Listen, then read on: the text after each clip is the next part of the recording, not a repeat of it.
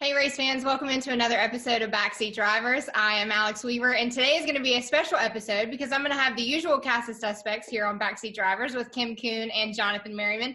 But guys, we have a special guest today with Bob Pockrass and NASCAR on Fox. Bob, we're excited to have you here. Welcome to the Motley Crew. I'm excited to be on, although you guys are a tough act to follow. I don't know if I'm going to be able to live up to what you guys have all been talking about all these weeks.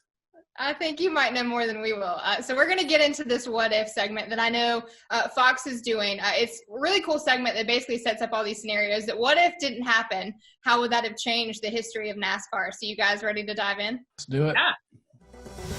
So what if Jimmie Johnson was never recruited to race at Hendrick Motorsports? So let's say that Jeff Gordon never met Jimmie Johnson. How in the world would NASCAR be different? That's a great question. I think Jimmie Johnson goes and runs for another team. Which team? I don't know. And then who goes into that 48 car if it's not Jimmie Johnson? You know, Greg Biffle was a rising star at the time, and I know Jack Roush would have done everything he could to keep him. But I also know Rick Hendrick probably had a big checkbook at the time to try to get whoever he wanted. And Greg Biffle probably was the biggest star, up-and-coming star at that time. I don't know who takes Jimmie's spot over at Hendrick if he doesn't end up there, but I think Jimmie probably would have ended up at a Team Penske or a Roush Fenway had he not landed at Hendrick Motorsports. Would he have had the success he had at Hendrick? Likely not, because I think the pairing with Chad Knaus is really what drove all the success that both Jimmie and Chad had. I don't know. I think you can look down the road at Hendrick and you can draw a lot of what ifs out of this. Is Kyle Busch at Hendrick Motorsports, and is he, kind of valued a little bit more? And does Rick try to keep him there? And you look down the lens, who knows where Jimmie ends up? But one thing's for sure, I don't think he's got 7 titles without Hendrick Motorsports and Chad Knaus. It's their numbers are unbelievable. Well, we know that him and Gordon work together as teammates. They now are, facilitating that relationship at Hendrick and really building that company for the young stars that are rising now at Hendrick. But would they have been competitors if they weren't teammates? They were competitors even when they were teammates. You saw in the video that they certainly went at it a little bit, and I think they would have gone at it even more. I think Jimmie would have won a championship or 2 or maybe 3, not 7. But, don't forget, Jimmie Johnson, he made it look so easy, and he was so great at handling a loose race car. And, yes, him and Chad Knaus certainly created magic, but I still think Jimmie would have certainly had a full trophy case full of hardware and at least a couple of rings on his finger, even if he wasn't at Hendrick Motorsports.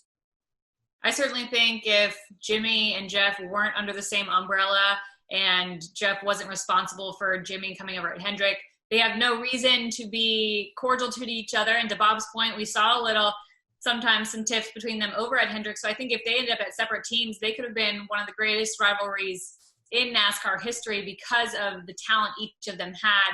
And they would have been battling, again, on separate teams. And there would have been a little bit more intensity, maybe a little bit more animosity between the two. So it would have definitely been interesting. This is where it gets fun, right? Because, in the documentary, it's like, well, what if Chad Knaus goes to the 24? Does Jeff end up winning 7 championships? I do think Jimmie, without Hendrick Motorsports and Chad Knaus, is championship talent. But one of the people I think that it might benefit more than anybody in a rivalry that we might see kind of, flamed up a little bit was Tony Stewart, Jeff Gordon. If you look at Tony and Jeff, when Jimmie came in and started winning, those guys were also at their peak. And Tony bookended Jimmie's, 5 straight championships. So I think Tony Stewart's numbers could be huge. And I think, even though Jeff was born in California, he considers himself to be from Indiana as well. I think you could have, 2 Indiana superstars coming from the open wheel dirt world, just beating each other on Sundays. Would have made for a heck of a show too. All right, so we go from 7 championships to a driver who never won a championship in the NASCAR Cup Series. So, Bob, let's say that Mark Martin won the championship in 2009. How different would his career have been?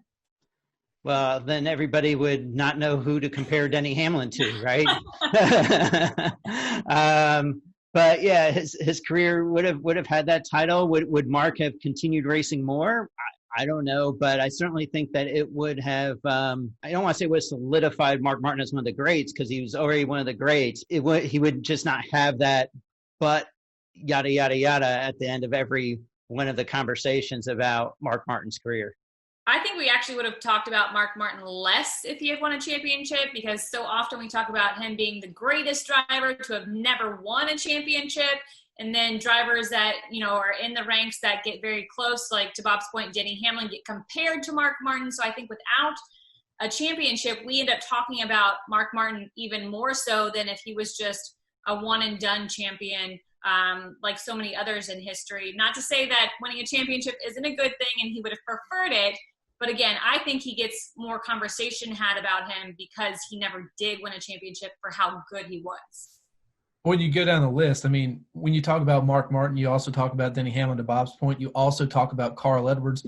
And through that 5-year stretch, they all finished second to Jimmie in the championship standings. So, maybe that's a conversation maybe that's never had but with any of those guys. So it would have been a lot more parity, I think, when you go down that list through that 5 championship, run span. We could have had a different champion every single year. But it's certainly something to think about and figure out where people would kind of shake out in the history of the Cup Series. Well, all three of you teed it up. So let's get into Carl Edwards and Denny Hamlin, because if they would have picked up that first championship in 2010 and 2008, what would be different? Well, I would think maybe Carl Edwards could still be racing. A lot of people think that, one of the reasons why he left is kind of frustration over this system of it coming down to one race. So, and as far as Denny Hamlin goes, I think there wouldn't be the questions, is he going to, is Joe Gibbs going to decide at some point they don't want Denny Hamlin anymore, is what happened a couple of years ago. That those conversations probably would never even happen because you'd be like, well, he is a guy who won a title. I disagree with Bob. I think if Carl wins the title, he still ends up retiring, goes out on a high note, having won a Cup championship. I don't think it changes whether or not he leaves the sport. On the Denny side, I think if he had won early a championship, we actually probably would have seen multiple championships already from Denny, because the monkey would have been off his back. He just would have been in a different mindset. Once you've won one, it opens the gate a little bit to understanding what you need to do to win multiple championships.